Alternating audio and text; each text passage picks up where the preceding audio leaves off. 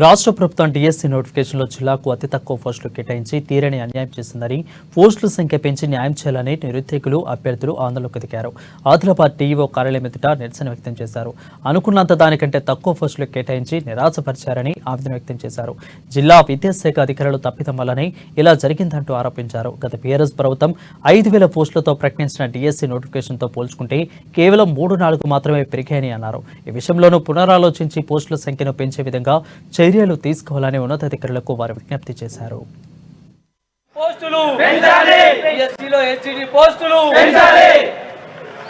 justice we want justice we want justice EO down down EO down down EO